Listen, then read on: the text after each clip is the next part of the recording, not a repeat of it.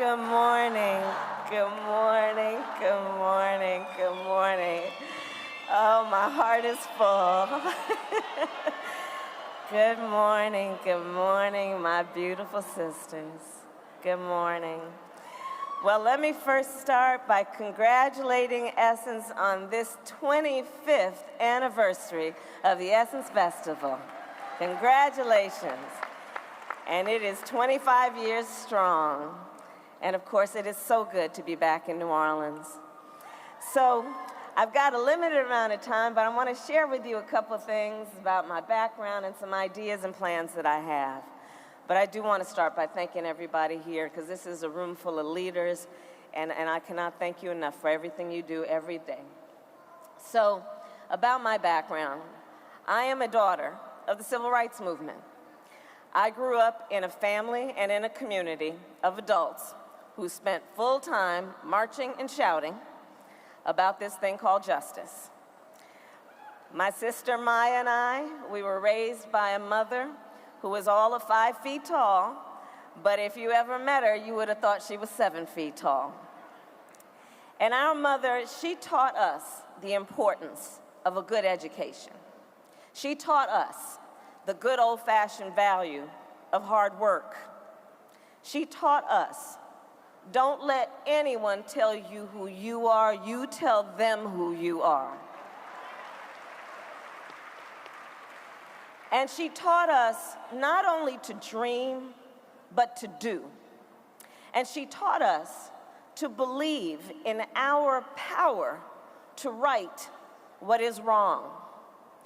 And she was the kind of parent that if you ever came home complaining about something, our mother would look at you, maybe with one hand on her hip, and with a very straight face, she would say, well, what are you going to do about it? So I decided to run for president of the United States.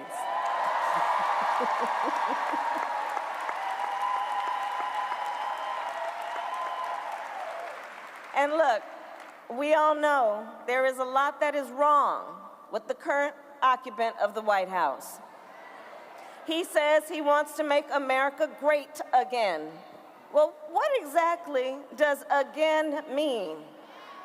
Back before the Civil Rights Act? Back before the Voting Rights Act? Back before Roe v. Wade? Back before the Fair Housing Act? Well, Essence, we're not going back.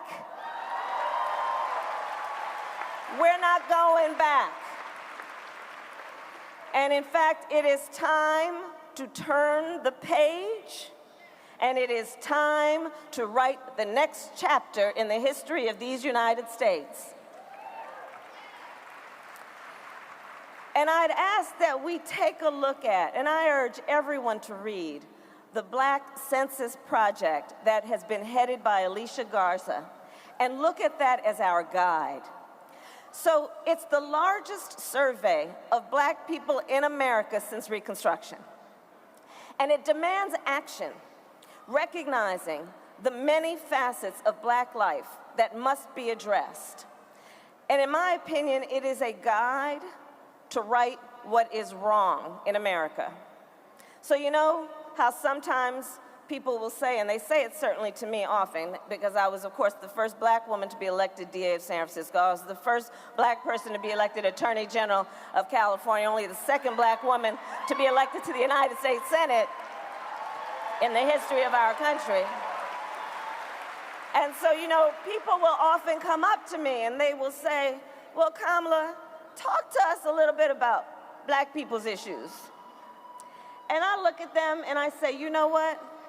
I am so glad you want to talk about the economy.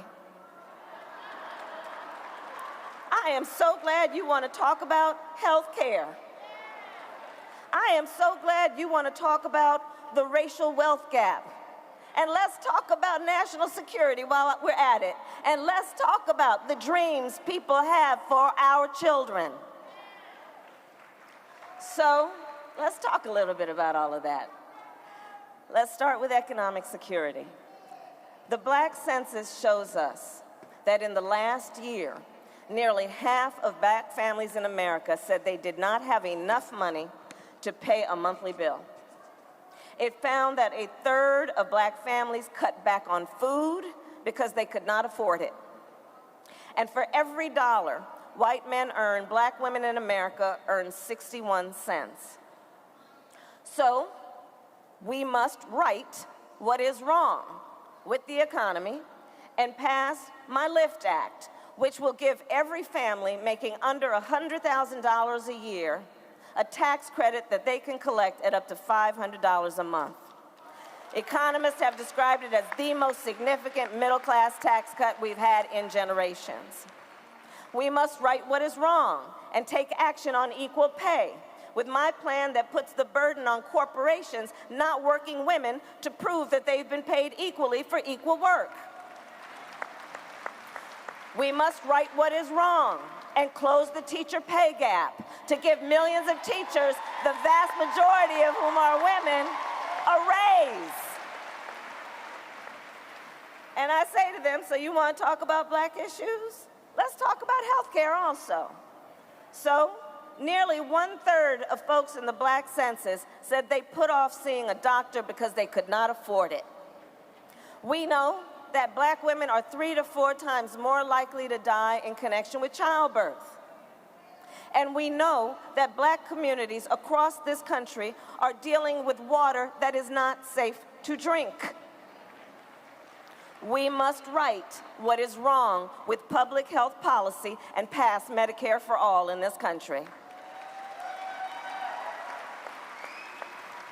And we must right what is wrong and pass my maternal mortality bill so that black women in America are taken seriously when they walk in that doctor's office, in that clinic, or in that hospital. We must right what is wrong and finally treat access to clean drinking water like what it should be, a fundamental right. And ladies, if we're going to right what is wrong, let's deal with the racial wealth gap in our country, which is why today, here at the Essence Festival, I am releasing a new plan to start closing the wealth gap. And here's how it works. So a typical black family has just $10 of wealth for every $100 held by a white family. So we must right that wrong. And after generations of discrimination, give black families a real shot at home ownership. Historically, one of the most powerful drivers of wealth in our country. So I will remove the barriers that black Americans face when they go to qualify for a home loan. I will strengthen anti-discrimination lending laws and implement stricter enforcement. And I'll invest through the federal government $100 billion to put home ownership within the reach for those who live in redlined communities, and it would help up to 4 million families with down payments and closing costs.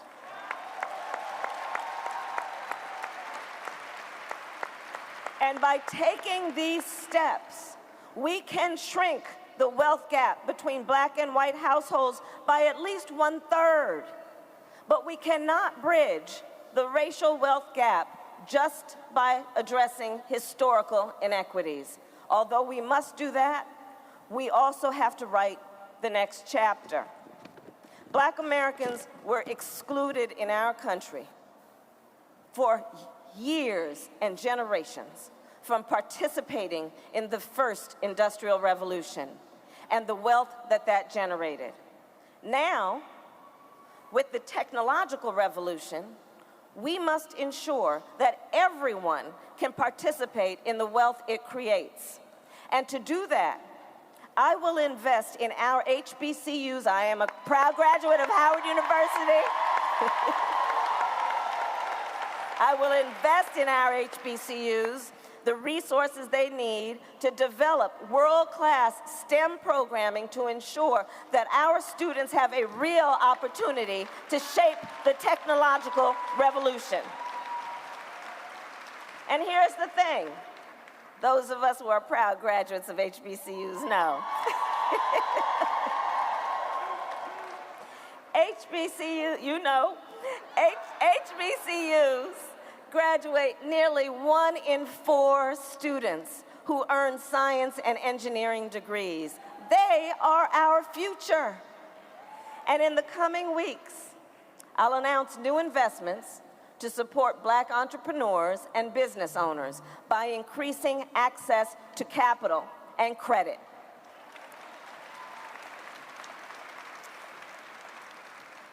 So in closing, by taking these challenges on, we can close that gap. And that not only lifts up Black America, it lifts up all of America.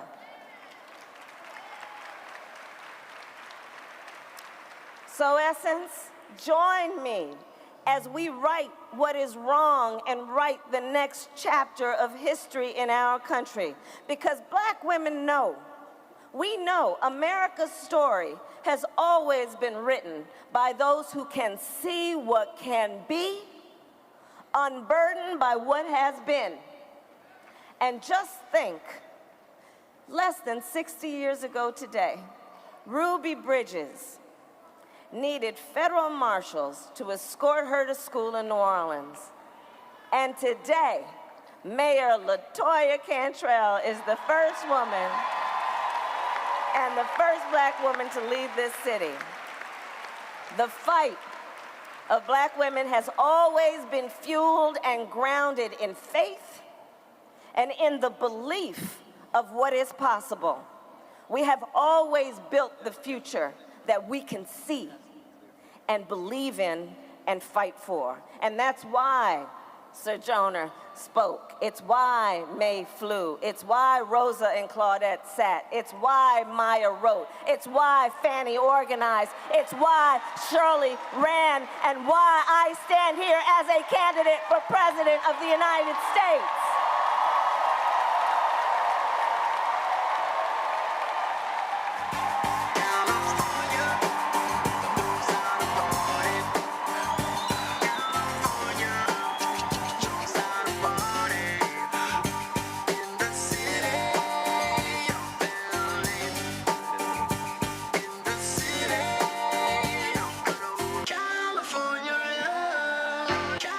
Senator Kamala Harris.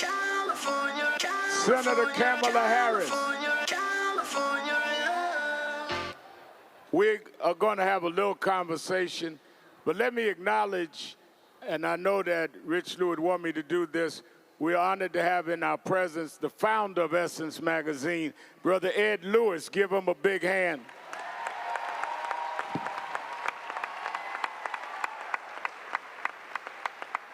And I'll take personal privilege to acknowledge one of the strongest voices in Black America, Roland Martin, in the audience.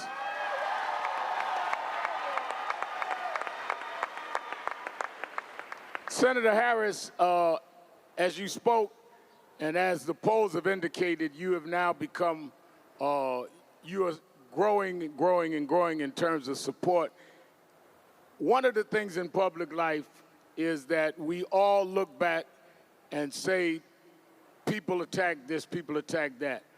Are there any things that you would do differently if you could, that it seems like others in the race do not have the capacity or maturity to say things maybe should have been decided differently? Is there anything you would say that, as you have come on this journey of yours, that you look at and say, I would tweak that a little differently now? There's so much. I mean, there's so much about our history that we can certainly celebrate. We just celebrated the 4th of July and our independence. But there is so much about our history that, that we should acknowledge was nothing to celebrate and a lot to be shameful about. And we need to correct course. And that relates to everything. You can look at, and you can also look at, Rev, you can look at what has happened historically and also see the vestiges that linger and that are present today. I talked about the Voting Rights Act and that we're not going to go back to a day before the Voting Rights Act. But yet, we had a United States Supreme Court that in 2013, through the Shelby v. Holder decision, gutted the Voting Rights Act, and immediately after it was passed, in over 20 states, they passed legislation that was designed to restrict access for black people to vote, and Native Americans and students. There was one case out of North Carolina where the Court of Appeals said that the law that legislature passed was written with, and then I'm going to quote, written with surgical precision to prevent or get in the way of folks voting. So we certainly can talk a lot about history, but I'd like to also talk about it in the context of current day. But there's a lot to be shameful about. I mean, as you know, most recently, we have talked about America's segregated schools. And historically, we knew that to be true. You know, I was bused to my elementary school, Brown v. Board of Education, led by Thurgood Marshall, and a unanimous Supreme Court said segregation was wrong. It was against the Constitution and the values of the Constitution of the United States. 1954. I have met so many people who up until the late 70s, and there's still mandatory busing that exists today in America, know that there is still segregation in our schools. And now we're seeing that actually, because we had so much flight out of public schools after Brown v. Board of Education, that the segregation persists, now not necessarily a function of legislators who are trying to pass laws to segregate or prevent integration, but just because there has been a drawing out of the resources in public schools that have left poor children and children of color in public schools and left the schools to be segregated. And that is one of my highest priorities. We have got to deal with that and speak truth about the realities of America today, in addition to our history.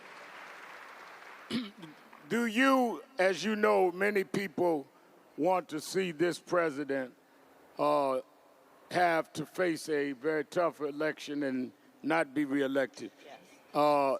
Do you feel that you will be able, if you are the nominee, to face and stand up to a president who we know has no barriers, no filter? We do know he's afraid of prosecutors, so you have that advantage. But are you convinced deep down inside that you are ready for the fight if you're the nominee with this kind of president? I'm ready. So but I'm going to give you a little bit more about why I know that we are ready and I'm ready. Because here's the thing. In my experience, I have taken on all kinds of predators.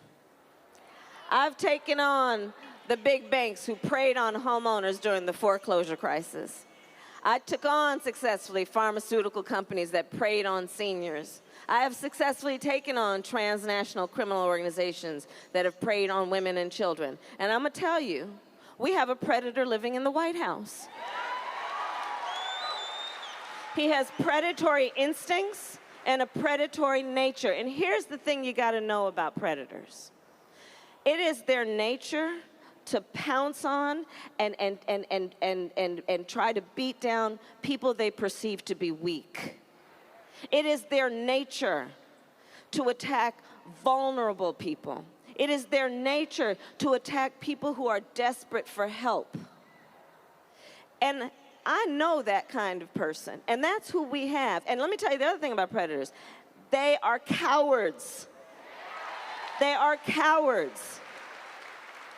We have a president who would prefer to buddy up with the president of Russia instead of trusting the American intelligence community when it comes to the fact that Russia interfered in the election of the president of the United States. We have a so-called commander-in-chief who would prefer to buddy up with a North Korean dictator instead of listening to the American intelligence community about an American student who was tortured and later died. We have a so-called commander-in-chief who would prefer to buddy up with a Saudi prince instead of listening to the American intelligence community when they tell us that there was a journalist who was assassinated, a journalist who had American credentials. We need a new commander-in-chief.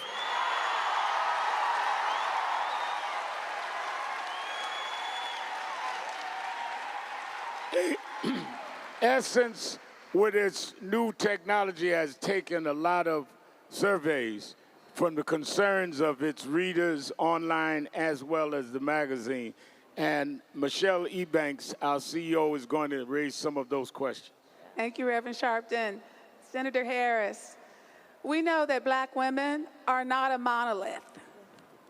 We come in all diverse hues and shapes and ideas about our future.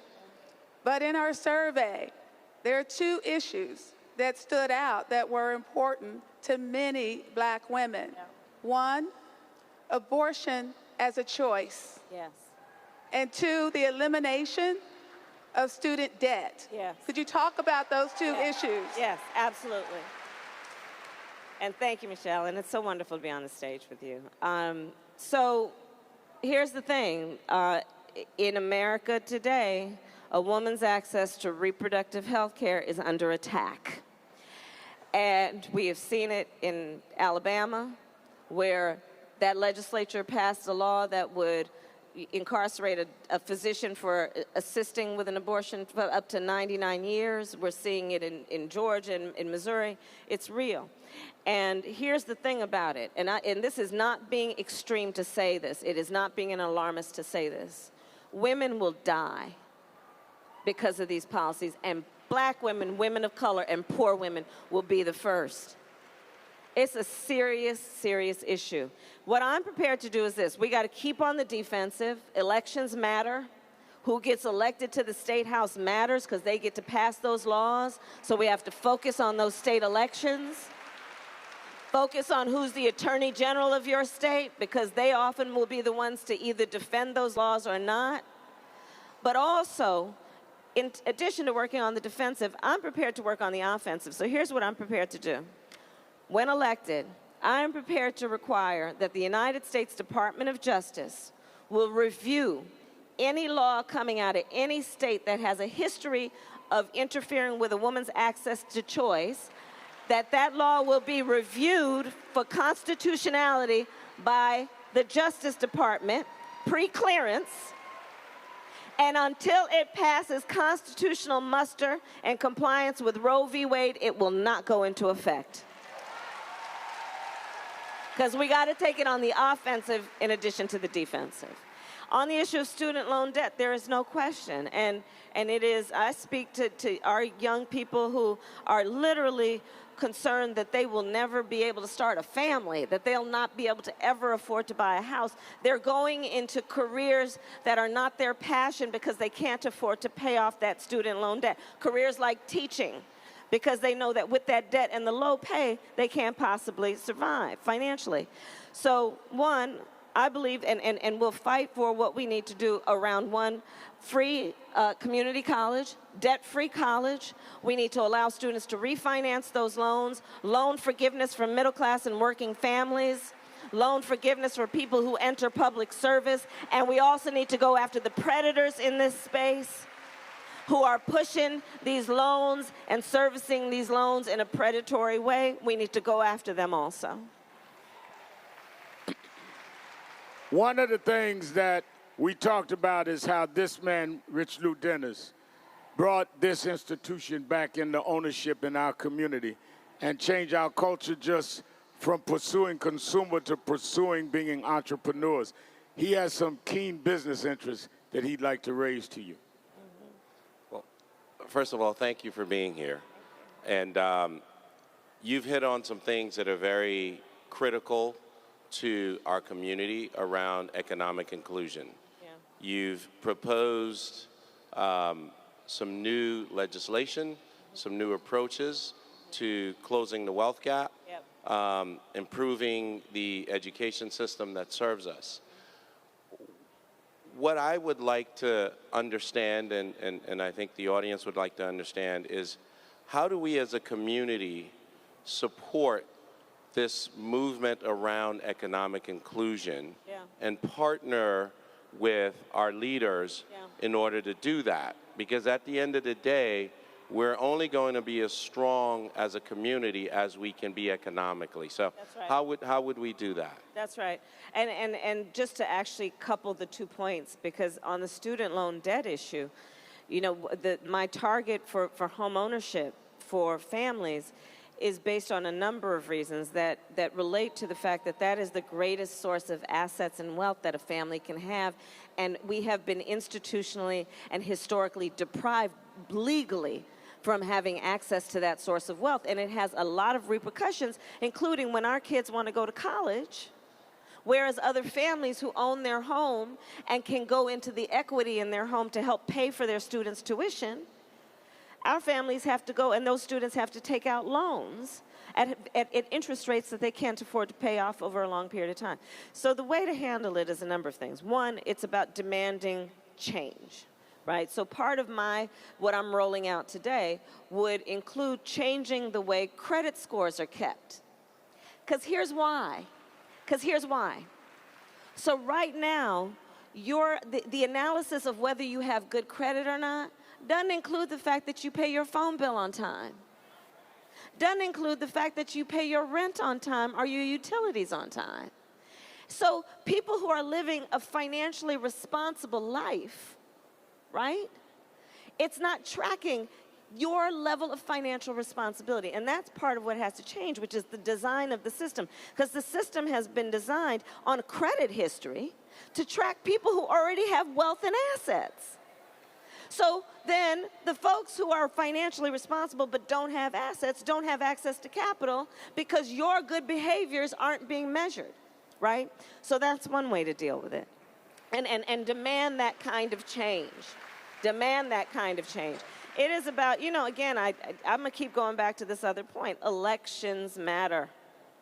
They really do. You know, look, don't hate the player, hate the game, right? Who gets elected gets to write the rules. They get to make the decisions. And so I really cannot urge folks enough, be involved in your local elections, in your statewide elections, obviously in the national elections. But it really does make a difference because we have to start at the ground up as well. And it's also about saying that, look, we as a community, we are huge as a consumer, right? We're spending a lot of money even though we don't have assets and accumulated wealth. And so it is also about leveraging that to require that we are given the right kind of financial arrangements that are reflective of what we are contributing to the economy, right? And so all of that is at play. I mean, I think it's extraordinary that you're thinking this through in this way, because what's been missing, I think, from our politicians, and what's been missing from our politics, and what's been missing even from our businesses, is providing the processes, structures, and infrastructure that allow us to overcome these issues and to create wealth. The one thing that I would encourage is that we start to think about what are those things beyond home ownership in these new economies that are developing that we can actually now start to leverage as well. And I'm actually going to be, so I announced the home ownership piece today. We're going to be rolling out very soon, but around entrepreneurship, which of course for black women is black women are the largest group among the demographics who are building entrepreneurship and in that way growing the economy of our country. And we need to make it easier and allow and facilitate that innovation and that economic strength that is a natural part of our community. Yes, so I look forward to continuing our conversation. Looking forward to it. All right, Senator Kamala Harris, thank you. All right.